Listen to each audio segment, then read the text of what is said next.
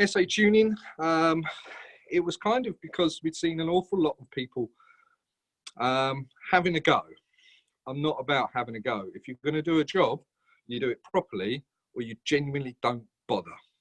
So all the tools that we use to read and write are all fully mastered. They're all fully genuine tools.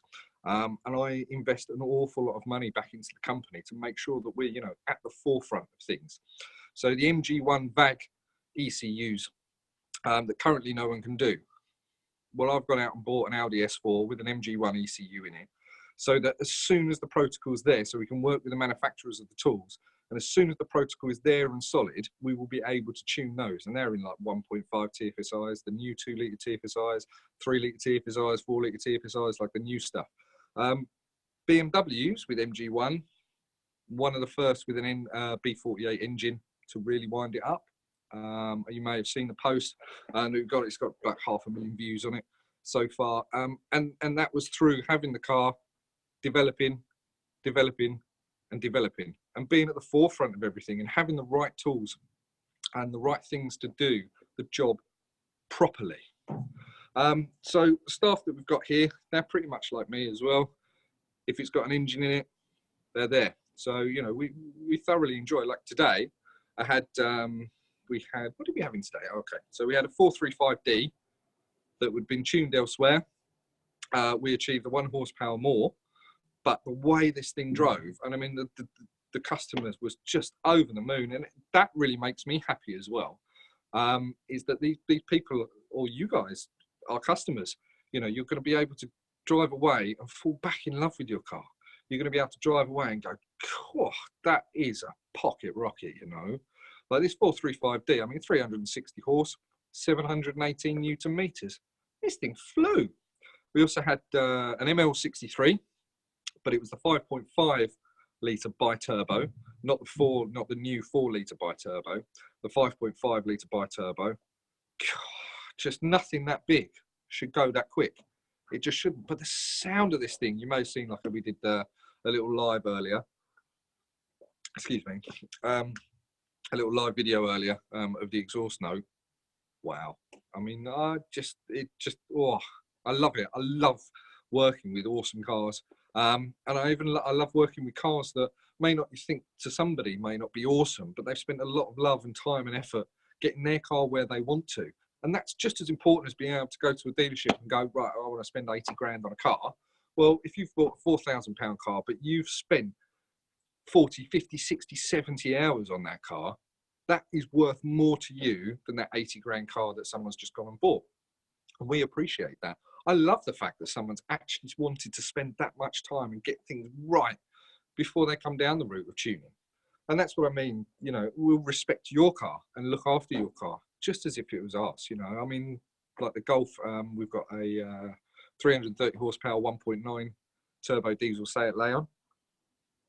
Oh dear, the amount of moans I've had, when are you coming home? Because I've been here late at night, and I've been getting on with it, and I can't help myself. I can't stop. And I love it. I love everything to do with it. So if you've got something specific that you'd like to ask, or you've got a question that you want to ask me, tuning related, obviously, then please just pop a little comment in the box down below, and we'll try and get those answered for you. It can be sort of anything, like why do you need a decat at stage 2? What is a stage 1 remap? What actually gets changed? There's loads of questions that we get asked quite a bit. And there's probably some random ones that we haven't got asked yet. And that's this opportunity that you guys have now to be able to ask me pretty much anything that you want tuning related. If I can answer it, I'll certainly answer it. If it needs something that's a little bit more in depth, or something sort of some information that I'm going to need to get hold of, then your comments in the box, we'll get back to you and we'll let you know. So don't be afraid, don't be shy. Just pop it in the box down there. We'll have a little look, see if there's anything there right now. Okay, so we've had a guy who has said, I have a 1.5 TSI R-Line Golf. Have you mapped one of those yet? Not yet. And that was the, that has the Volkswagen Audi group, so the VAG group MG1. That's the Bosch MG1 ECU in there currently. Now that ECU has not been cracked yet. There is no stable solution to be able to read and write to it. That is coming. Now, I think we've got a release. It's not a date, it's a release time period. It is this year. All right, that's the best I can give you at the minute. It is this year that things are going to be released, we hope, and things should go. And I think once we've got it cracked, there's a lot of people out there that are after it. So currently, for the 1.5 TFSI engine, no, we can't do them yet. And no one in the world can, because there is no tool that will read them. What else have we got? Is it safe for the engine? Why don't they come tuned? Well, that's Neil Wilkinson. Well, that's actually a really good question. That's what we get asked quite a lot. Okay, so when a car leaves a factory, it doesn't know where it's going. Okay, so it could be going to Antarctica, could be going to South Africa, could be going to the Himalayas. Okay, so the car has to work in so many different environments. So it has to work in minus 50 degrees C, plus 50 degrees C. Has to work at 10,000, 15,000, 20,000 foot of altitude. You know, it has to work with really poor fuel quality, like 85 RON, for example. It has to work with really awful air quality. So the maps that manufacturers put on are really, really, really toned down, so that the car has the opportunity of working with all those environments. Okay. Here in the UK, we've got awesome air quality, awesome fuel quality, never going to get to 20,000 foot. So basically, those parameters that are set to cover everything that's possible to cover are narrowed right down, okay, to suit our environment. You know, we've got very oxygen-rich air. You can get 99 RON fuel on the pump. You don't have to use 99 RON fuel, but 95 is a significant jump, say, for even from the States, South Africa, Africa, places like that. They don't have those sorts of fuels. So, yeah, that's why they don't come out of the factory like that, because they have to work in so many different environments. Well, if you're going to get your car tuned, the likelihood is it's going to stay in Europe. If it's in Europe, everywhere's got great fuel and great air quality. So that's that one questioned, and that's why the manufacturers don't necessarily bring them out like that. Also, for example, you take for example the the Ford Transit, okay, the 2.2 engine. You could go and get 100 horsepower one or 180 horsepower one, okay? They are identical in every single way, every single piece of hardware on that engine, and that engine itself is identical from the 100 to the 180 horse. The only difference is the software. And what the manufacturers do, which fair enough, I'd probably do the same if I was a manufacturer, is I produce one engine that cost me £10,000, okay, per engine. And then I'd stick that in a Transit, 100 horse Transit, and I'd sell that for say £18,000. Well, then what I would do is I'd tweak the software to make it 125 horse, but I'd sell that for 20 grand. But it still only cost me 10 grand, that engine. And then I'll have the 150 horse, well, that's 22 grand. Now I've got 4 grand profit for doing nothing apart from a little bit of software. And the same with the 180 horse version, for example. So that's why manufacturers don't necessarily tune stuff straight away. Let's see what else we've got here. My screen's a little bit slow. Okay. What have we got? Okay. So we've got Alex Martins. I've been to a tuning company with my A45 14 plate. They tried to stage 2 and couldn't do it. They said, I need an ECU update. That sounds a little bit odd, because with the A45s, it's going to be a Med 17 ECU in there. It doesn't really matter what the software update is. It may be that they've tried to virtually read the car. Okay, so what that means is they'll read, the tool will take information from the ECU, not a full read or anything like that. It'll just take the software, hardware numbers, software update numbers, that kind of thing. It'll upload it to a server. And then what that will do is then that will look for the exact same file, find it, and then download it. Now, if that server hasn't got that software, then they won't be able to get an original to start tuning it with. Okay, so what you would do, or what we would have done in that situation, if there wasn't an original available, we come and talk to you and we say, look, you know, we can take your ECU out. Now we have tools that enable us to read and write to the ECU out of the car, but without opening the ECU. Okay, you don't actually have to open the ECU to read and write to them. So I think that's potentially what could have happened. I mean, obviously I wasn't there, so I don't know 100%. But yeah, if you updated the software, then the software numbers would technically be different, and there might be more of a chance that there's an original available on the server. However, you know, if you're doing things properly, you would be able to read that on the bench without opening the ECU, and then there's your full file anyway. And then you can use that as the virtual and then rewrite it back into the car through the OBD port. So, you know, always kind of ask some more questions about why can't they do it. You know, I mean, for us, we don't mind you asking questions. We're happy to tell you. You know, when you're here, we're happy to let you know what's going on. And if, for example, there is a way around stuff, you know, we'll tell you, and we'll give you the option. At the end of the day, it's your car, your money. You do what you need to do.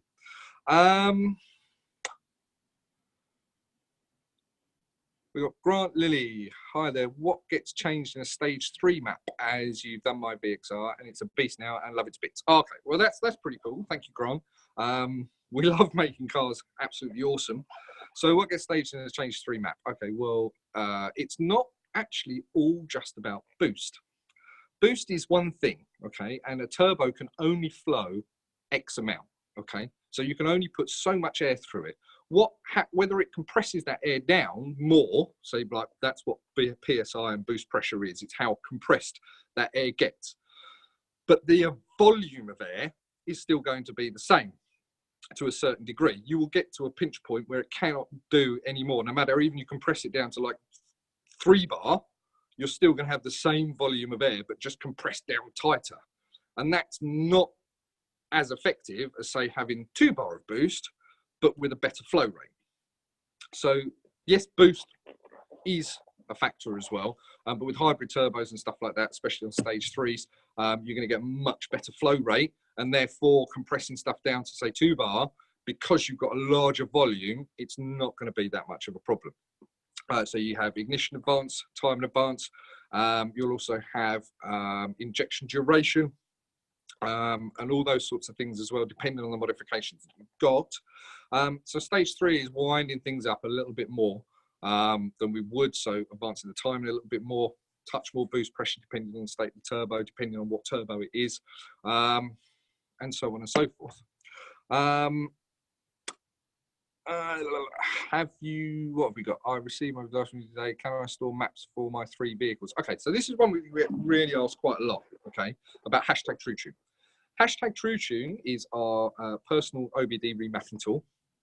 Now that can do 1 vehicle at a time. It can hold up to 10 maps for that 1 vehicle. So the easiest way that I explain this to most customers is, for example, if you have a BMW and you've bought hashtag TrueTune and you want to do your BMW 120D, all right? The language that ECU has is called a protocol. So let's say that ECU speaks French, okay? Well, hashtag TrueTune needs to have French loaded on it, and it needs to be able to talk French to that car so that they can talk to each other and they can get the software off and write the software on. Now, let's say, for example, that you've got another car, which is a Mercedes. Well, let's say that Mercedes ECU speaks Spanish. Well, hashtag TrueTune can't speak Spanish because it's already speaking French, okay? So it has a limited amount of storage. And yes, it would be absolutely phenomenal, you know, if we could do 3 different makes of cars all at the same time, but then at $399, that would be so stupidly cheap. We do have tools that will do lots of other cars at the same time, but they're normally slave tools for sort of dealers that will go out and do tuning, and then they'll be slaves to us, and they'll be authorized dealers from us. And we've got quite a few of those guys as well. So yeah, hashtag TrueTune can do 1 car at a time. If you want to change the car that you're using it on, simply put that car back to stock, and what we will then do is we'll remotely change the hashtag TrueTune to have a different protocol on it, so a different language on it, so then we can make it be able to speak Spanish and therefore read and write to the Mercedes. So I hope that helps kind of explain. Hashtag TrueTune's awesome, but for the car that you're on. So if you do want to change your car, you do have to put it back to stock so we can put new software on the hashtag TrueTune so it can read and write to the new car. So that's that one. Have you done any BMW 440i's? 440i, no. 540i, 340i, 140i's, and a 240i, yes. The engines are identical across the range. Like I was explaining before with the transits and stuff, BMW were one of the first to make like modular engines that literally bolt in to all the different makes. So a 440i is practically the same as a 330i. The engines and the components and stuff are identical, as well as the 140i's. And yes, the answer is yes, we have tuned them. And the gains are pretty damn good.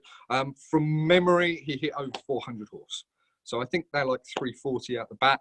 And I think we go over to 400 horse. Newton meter wise, I think about 120, 130, something like that. That's off the top of my head. But yeah, they tune really, really, really, really well.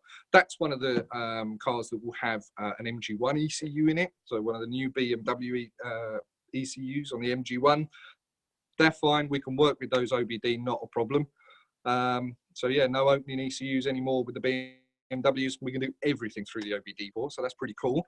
If you want to give us, send us a private message, Neil Wilkinson, we'll be able to get you a proper quote out to you with some exact figures of what we're looking to achieve. We've got, you tuned my 1.4 T Corsa, but now I want a Corsa VXR. What would the difference be? Well, substantial. 1.4 T, you know, they've got smaller turbos, and the Corsa VXR was literally coming out of the factory like a pretty much like an animal anyway. We can still tune those. They can tune those pretty well. If you're looking at sort of say sort of earlier Corsa VXR, be careful with piston cylinder 4. The injectors tend to be a little bit dodgy on cylinder 4, and they will go stock or tuned. They will stop working, and then it's game over for piston, new engine. So if you're going out looking for one, maybe ask the question, has the engine been rebuilt? Has it had new injectors? Easy way over all of that is by just putting in bigger injectors into the VXR, and then we scale them in through the software. So you can't just put bigger injectors because it will overfuel all the time, but we can scale those injectors in so that they run the way that they should do and have the right AFR. But because you get a better spray and a better fuel flow, then you don't ruin piston number 4. So that's one quick tip for the VXRs. They're awesome cars when they're done, but yeah, they do have some issues that need to get looked at. Do a bit of research first. That's the easiest thing you can do, is just like literally jump into Google, right, Corsa VXR piston cylinder or cylinder 4, and you'll see 1,000,001 posts about that. Ford S-Max, oh, that one, Ford S-Max, I think it was 2.5 turbo, same as the Focus. Can that be tuned? Yes, it can. They go pretty well. 225 horse, I think they go to about 280, something like that. 260, 280 with a stage 1 from memory. They go really, really well. Oh, we actually had a Focus ST in earlier. We went stage 2, so that was pretty cool. That sounded pretty awesome as well. Ah, dear. Audi A3 1.8 Turbo 2009 from Ben Strutt. What can you do for me, bro? Depends on how deep your pockets are, to be honest, with how far you want to go. The last KO3, we did hit about 260 horse, which was pretty good. That nipped along pretty well. But you're going to need a few mods for that. DCAT, cold feed, front mount intercooler. Again, give us a message, give us a private message with your reg, and we'll be able to get a quote up there for you. What are the 2-litre TFSI A4 engines like to tune? Okay, so this is Chris Steggles. Chris Steggles, from memory, is an old customer. Thoroughly nice chap from memory. Okay, so this is one thing that we find a little bit difficult sometimes, is when people put, and this is no offence to you, Chris, at all, but A4 2-litre TFSI engine. Okay, what year, what brake horsepower, or just your reg? The reason why we say that is because 2-litre TFSIs can either be BWA engines, AXX engines, CDL engines, okay? A lot of the new stuff is classed as a 2-litre TFSI, say in an Audi, but it's actually a 2-litre TSI engine code, okay, that starts with a C. So the TSI have a different roller ball on the fuel pressure, on a high pressure fuel pump. They are chain driven, not belt driven. And so it really helps us if you guys can give us as much information about your car when you're quoting. And that goes if you're asking anybody for a quote, really. Reg number, what year the car is, what brake horsepower variant, make, model. And we can pretty much find most information about that. The other thing is that also, you know, the engine might be the same, but there may have been a change in the ECU. Say on a certain year, they may have started changing the ECU. Whereas if we've got a reg number, we can get a chassis number, we can check the year, so we can give you the accurate gains per ECU, for example. So yeah, we had a guy ask us before this I came on, so I think it's only fair if I get to his get to his question. He says, I'd like to know the impact of a stage 1 tune would have on the DPF. Solid question. In most cases, as far as I know, more soot is created and the DPF appears to be a particular problem on some cars with clogging. Would this not enhance the problem? Okay. It's like anything in the world. If it's done properly, you don't get issues. Okay. So a really easy way to wind up diesel cars is to chuck more fuel through. Okay. So open the duration, up the fuel pressure. You'll chuck more fuel through, more will get burnt, but you will get a lot more smoke. And the reason being is because the airflow isn't being compensated for during the timing and during the boost pressure and so on and so forth. And when the boost comes in and how the wastegate's controlled, it's not compensated for. So you get black soot. Black soot is unburnt diesel, okay? If it's unburnt, there was no need for it to be in the engine in the first place because it's not gained you any more horsepower because it's been unburnt. It's just literally gone in, got a bit warm and come out the back black. So realistically, if a stage 1 tune is done properly, there should be no detrimental effects to your DPF. And in fact, it will help. And now the reason being that you will drive it a little bit harder. Naturally, people do when cars are tuned. I can't help myself. My foot goes down most of the time, wherever I go. Excuse me. So it actually keeps the DPF a little bit warmer than it would normally, okay? So therefore the regeneration process takes less time after a stage 1 because it doesn't have to work as hard to get the DPF as hot as it would because it's already hotter. Therefore it can regenerate quicker and smoother. So, but if a tune's not done very well and they've gone, do you know what, let's just max everything up by 20%, yeah, that'll be fine. Or they've got their file from someone that doesn't necessarily know what they're doing and they've just gone, oh yeah, that looks okay. That will do that. Yes, you will get some gains. Will you notice the difference between, say, you know, you could have got 20 horse more if it was all done nicely and properly. You're going to notice that not on a bum dyno. But what you will notice is loads of black smoke. If you've got black smoke coming out the car, one of two things. You've got a mechanical issue or the tune that you've got on it isn't the greatest in the world, especially at stage 1.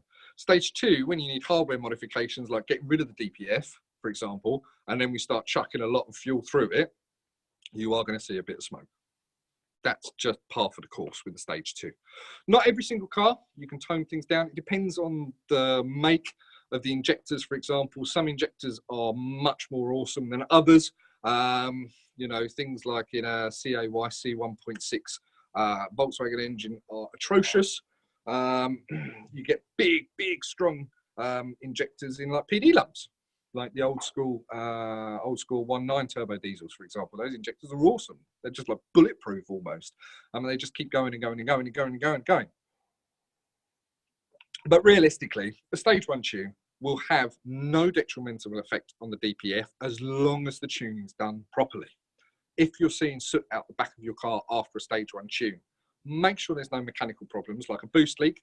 So that means there's not enough compressed air getting into the intake system because you're losing that boost before it gets there. So the fuel's not burning adequately. Check for those things. Check for lots of the sort of normal things first and then go, maybe. Put the car back to stock. Does it smoke when it's at stock?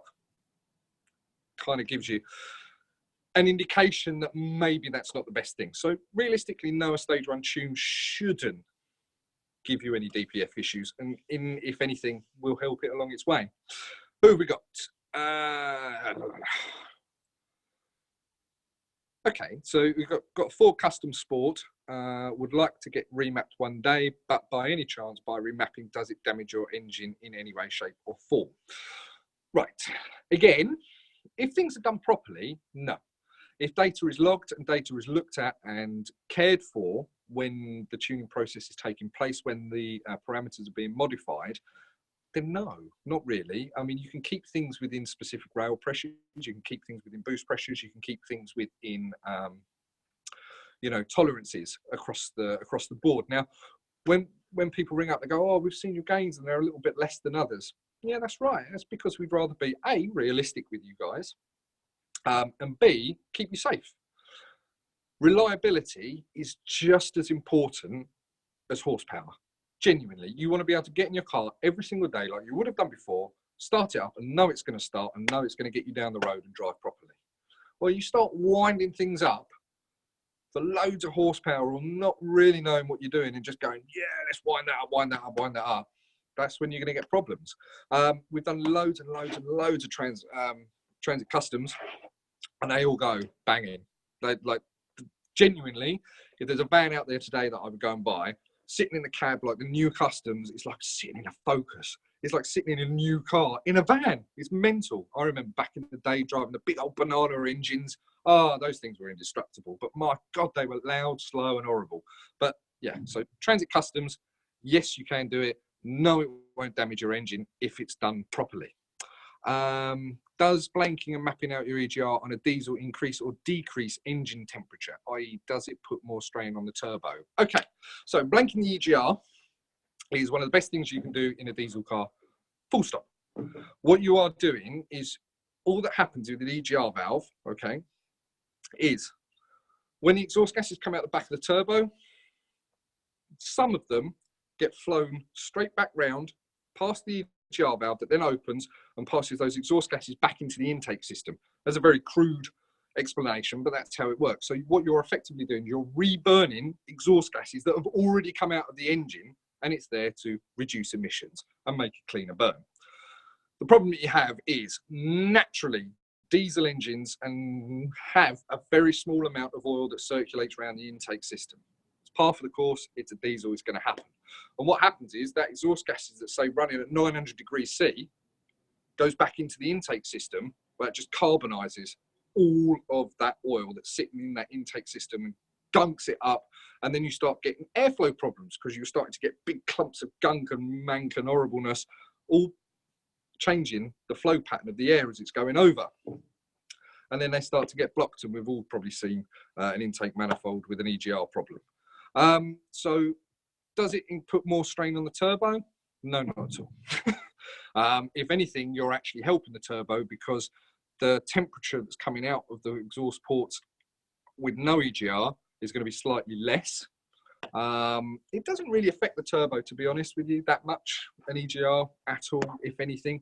What you will see after an EGR blank, you should see better fuel economy because you are burning clean, fresh, cold, dense, oxygen-rich air instead of 600-degree exhaust gas temperatures, exhaust gases again. So yeah, you will see better stuff. So yeah, blanking and mapping out an EGR can only be a good thing. Engine temperature won't be affected at all. It shouldn't be. And if it is, for you, if you're asking that question because you've got a problem, then there's something not quite okay. Some EGR coolers have thermostats. Some EGR coolers have a problem. BMW currently actually have a recall out for their EGR systems because it's trying to catch cars alight. Awesome. Which isn't so good for every BMW owner. It is only certain chassis numbers as far as I know. And the recall is going out, and I think it's the little corrugated pipe that splits and then starts setting alight various components right next to that pipe. We can offer a full EGR removal and delete kit for that, and what we mean by that is not just an EGR blank. We have a full kit that will literally take out the whole EGR system, including the cooler and the EGR pipes themselves, takes them all out, blanks them off, and the cooler where all the water goes through as well. It blanks everything off, so it's literally like it came out of the factory without an EGR blank. If you'd like to ask about that, drop us a message, private message with your reg number, and yeah, we've got a price for those as well, and we can fit those here in-house, not a problem at all. You tune my Octavia VRS, 477 torque on the printout. Is my clutch going to last? It already seems like it's slipping. Right. 500 Newton meters is realistically just over 500 Newton meters is kind of where a clutch really doesn't start liking it on a VRS. And I'm going to presume that's a petrol.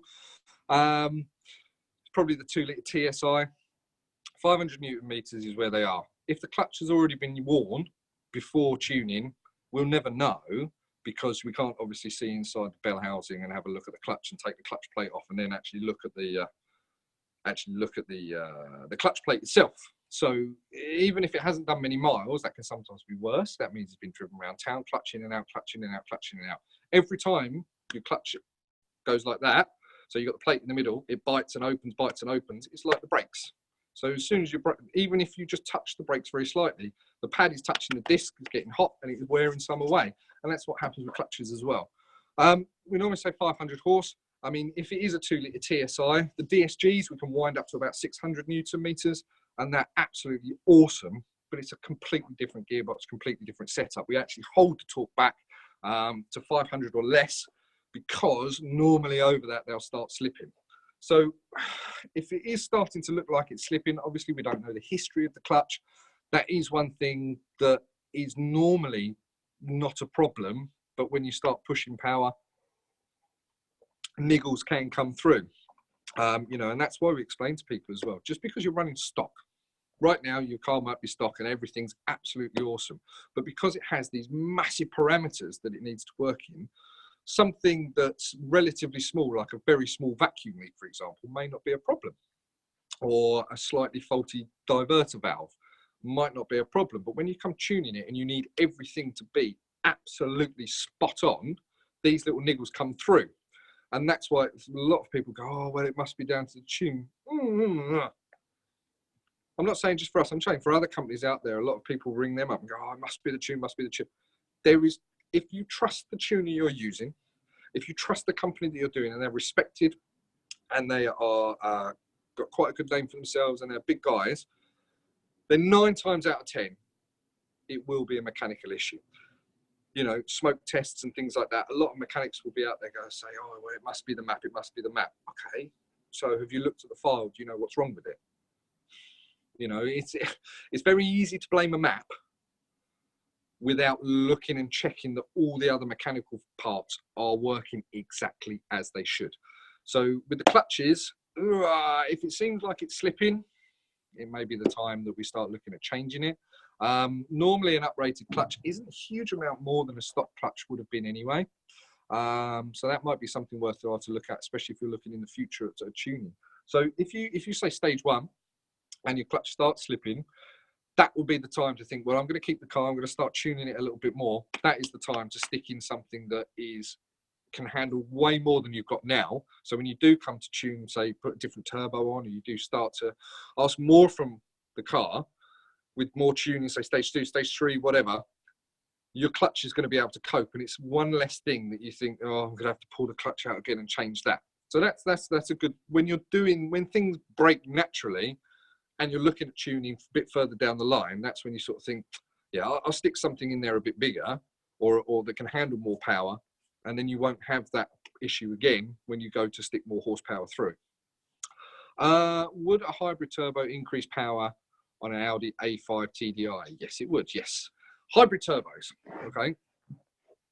Hybrid turbos are basically the same turbo that you had fitted on there, but they will normally be, the housings will normally be enlarged very slightly. You'll have a bigger compressor wheel on both sides of the turbine.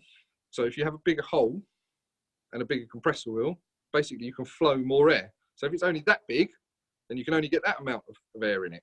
If it's that big, you get a lot much air in it. I mean, obviously that's just like a massive overstatement. But yeah, with any hybrid turbo, even without tuning, if you bolt on a hybrid turbo, you should feel 20-25 horse, depending on the size of the engine, straight away without even batting an eyelid, because the wastegate duty cycles are going to still be the same because it's a hybrid. So it means it's still the same turbo, effectively, just a bit bigger. More flow means more horsepower, no matter what. Removing the swirl flaps on my E93 30D, recommended. 1,000,000%, without question. The amount of cars that we have come in that are E90 BMWs, and that's 330s, 335s, 320s, that when we literally just look underneath the inlet manifold, sodden with oil, and it's the swirl flaps that leak that oil. Now, if they're leaking oil, because it's part of the intake system, as I said, naturally before, you will get a very small amount of oil that goes around the intake system on any diesel. If it's leaking oil, it means it's leaking boost, which means you're losing horsepower. Especially with some of the engines, there is some massive horror stories of the swirl flaps snapping off, getting sucked into the engine and causing irrevocable engine damage. Is it gonna be a problem if you take them out? No, it's not gonna make a blindest bit difference. Swirl flaps were originally there to disturb the airflow as it went into the engine, okay? So if you disturb the airflow, it sprays out more and then mixes with the spray on the fuel more, which was apparently to cause a better burn, which is more fuel efficient or more of better emissions out the back. We have removed more swirl flaps on BMW 330s than I care to remember. And once they're gone, they cannot give you a problem ever again, ever. They can't get sucked into the engine. They can't cause boost leaks. They can't do anything. So yeah, it's something you can do yourself. If you've got half a mechanical idea, the inlet manifolds on those come off quite easily. I think they sell the kits on eBay. Don't go for the cheapest ones, because it's the rubber seal that you really want to be a good seal around the swirl flap as you push it into the manifold. But yeah, I think they're on life for about 35, 40 quid, something like that. That will be the best mod that you'll do that won't affect anything and will only give you benefits. Stage 2 mods for a Jag XF diesel. Okay, for our stage 2, we need DPF and EGR gone. As far as I know, there's no one that makes an intercooler for those. We can build an intercooler system for you, but it goes into the realms of sort of silly monies. But the intercooler on those are pretty good. The intake air temperatures are pretty low on a 3-litre diesel on the XFs, so you don't really need that. So yeah, for stage 2 mods for a Jaguar XF is DPF and EGR delete. That's it, good to go. And you're probably looking at 20 horse more than stage 1 figures. Is it possible to do a switchable map on the traction control? That's William McClelland. Yes and no.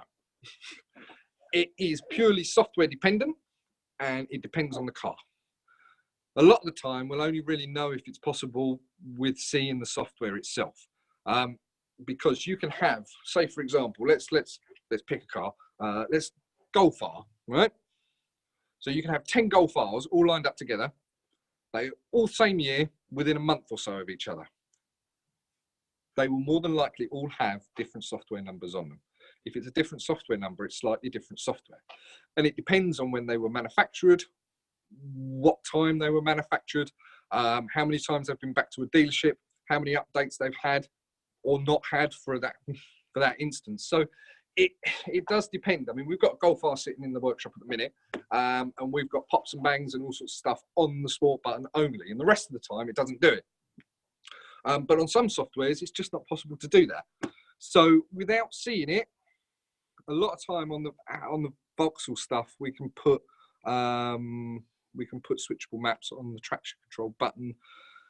But again, it depends on year, depends on what model it is and stuff. So feel free to give us a contact, like send us a private message, and we'll be more than happy to have a chat with you about that. Originally, I need to go in a dyno, but what do you reckon it's running at BXP wise with these mods? PS True Tune is amazing. Thank you, Paul Pania. Good man. We like to hear that. Realistically, you're going to be running pretty much what we quote. The reason being because you've still got your catalytic converter in place. Okay. So when going to stage 2 with petrols, it is fundamental that that cat needs to go. The reason being, it's like having a sock shoved up the exhaust all the time. So the airflow goes over. So a cat is a honeycomb section. Air flows over. Okay. Because there's something in the way, you are going to get friction. Friction causes heat. Heat is bad for turbos. You have a temperature sensor literally straight after the turbo. And as soon as that hits about 1,000 degrees, that will go, yeah, I'm not giving you any more, don't care, not interested in what the torque limiters are saying or what the fuel limiters are saying. The ECU will go, that figure there is too much, I'm backing the whole lot off. So with the cat gone, because you release all the back pressure from the turbo and you drop the exhaust gas temperatures, drop like a stone. As soon as they drop and they're out of the way, that's when you can start winding things up. Most Golf Rs will hit 400 plus quite easily. And obviously depending on the gearbox manuals, we hold back about 500 Newton meters. If they've got an uprated clutch, then yeah, we can go good, strong Newton meters. DSG's about 600 plus. So yeah, realistically, you've done a good start with the turbo muffler delete, Paul, and the ram air induction kit. That's what we use on our stage 2s. The reason we use those is because we tried so many other things. Ram air, awesome on bag stuff. I love it. I love it. So we'll be doing a podcast with ram air at some point as well. So yeah, you'll be able to hear all about that and why I love them so much. But yeah, you've gone the right way. But the biggest restricting factor on the Golf R that you have currently is going to be the cat. And so when we've tuned it, we obviously knew that you still had the catalytic converter in place. So you are going to be hitting, give or take a break here or there, what we quote on the website. But thank you for saying #TrueTuning is amazing. We think so too. Oh,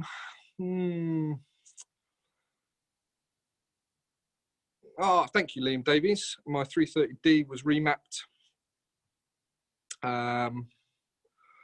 With DPF EGR blank swirl flaps. God, we went the whole hog on that one 2 years ago. Wow, and not had any issues at all. Came out a completely different animal. Well, awesome. Thank you, Liam. We like to hear that, you know, our cars are still going strong a long way down the line, and that's testament to doing stuff properly. You know, if a car comes in and I say I don't know enough about it, or I don't know enough about the software, I'll physically stand there and go, we're not the company for you, my friend. Because I don't want to do something that's half-cocked. Or I say to you, if you're prepared to leave it for a week, I will work on it, I will learn it, I will make it happen. It's not very often we get stuff, because we normally see a lot of German stuff, things like that. I mean, we had a Honda Civic Type R that had a massive hybrid turbo on it and all sorts of stuff. And I said to the guy, I said, look, don't know. If you're happy to leave it with me for a week or so, we'll have a go. It turns out that the ECU is pretty similar to some other things. And you look at it and go, that's there, that's it, right. But I need that time to work with it. Most German stuff, not a problem. We'll be able to get on with that without any problem. Liam Davis, 640 Newton meters torque. Yeah, they go all right, didn't they? Okay, so I'll do literally just 5 more minutes of questions and answers if you've got them. And then we've got to wrap this episode up. So yeah, this has been really cool, guys, and I'm glad that you've interacted with me, and I'm really pleased that, you know, you're liking what we're doing. Got my XF 3-litre diesel going strong. Still got to get the E36 turbo down to you. Do you know what, Ryan? We'd be happy to see it. E36 turbos, it's got to be a winner. So yeah, we've got dedicated podcasts in our app. So if you haven't got it yet, we have SA Tuning mobile app that's available on iOS and Android. So you can jump on the stores now, Google Play Store, and what is it? It's just the Apple Store, isn't it? I can't remember. No, it's not the Apple Store. Anyway, the App Store on iOS.